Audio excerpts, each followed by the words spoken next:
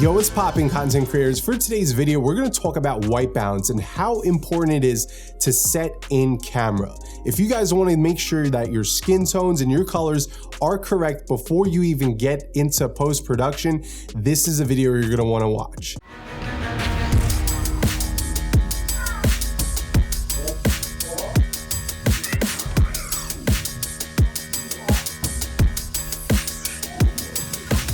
So one of the most common mistakes that I would make going from being a photographer to a videographer in the beginning was making sure my white balance was dialed in.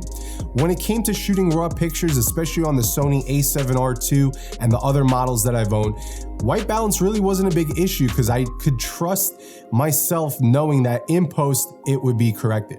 But that's not the same when it comes to video. Video's a little bit different. So using this inexpensive tool and showing you guys how to set your custom white balance in camera, it's not only gonna save you a bunch of headaches, but your colors, your skin tones, everything overall is gonna look great right out of camera.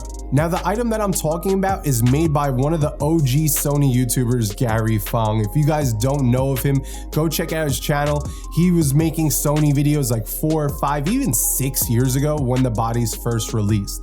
But what he had come up with is these white balanced half domes, and they're curved. So the cool thing about this compared to your standard white balance card is the curvature. And when you hold it up against something like with the key light that's going over here, you can see the lights hitting the dome differently, similarly to how the light's hitting my face. You can see I have more shadows on this side. I have the nice key light right here. Well, this is gonna give you more of an accurate white balance readout when you use this tool in camera. Now, most people, when it comes to white balance, will just have a gray card, say, held up next to their subject's face, and then in post, simply use a dropper and select it. It doesn't always work out to be the best when it comes to video doing it this method. So what we could do is go into our white balance setting in camera. We can line up the circle with the dome closest to where our subject is going to be sitting, and then we could take a picture. That will go ahead and get us set up to have a custom white balance setting that we can refer to anytime in the future if we're using the same studio environment. So it's very handy and it's very easy to do. Now, there's also another tool with this white balance kit, and I'm not going to show you guys how to do it. If you want to check it out, you can check out Gary's video in the description below. But simply, you just hold this in front of the lens and do your custom white balance like that.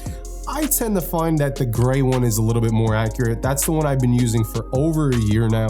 And this is just like an inexpensive tool that has really helped out my filmmaking, and my colors look way better in post.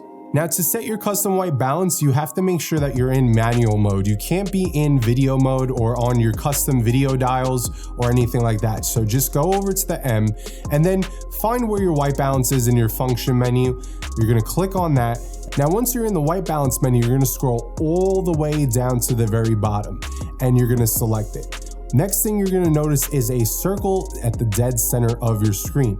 All you want to do is have your gray card or your white balance tool in that circle closest to the subject in the lighting that you're going to be shooting in. Then you're going to just hit the circular dial on the back of your camera and it's going to take a picture. What that's going to do is generate a custom white balance setting. Now, like I said, there are 3 different options for different memories for your white balance, and then you're all set to go. Go back to your video setting, and then you can go to that white balance and have everything set up with the proper temperature. So that wraps up today's video, guys. Just a quick tip and trick to how to make sure that your white balance is nailed from the beginning inside your camera. I always prefer to do it this way instead of relying on doing it in post and having to try to find something that's more on the neutral side if I had forgotten, say, my tool. However, this tool stays in my gear bag all the time and it works out really well. So in the comments below, let me know how you guys set your white balance. Do you rely on doing it in post? Do you have a white balance card in your gear bag that you make sure you use every single time? Or do you freeball it and just try to match it up as best as possible? I really like to know how you guys set this up. If you thought this video was helpful, please leave a thumbs up. It always helps out the channel. And like always, guys, if you want to talk, if you want to chat, chop it up, talk about gear and stuff like that, hit me up on Instagram. I'm Jason Anthony. Until next time, guys, peace.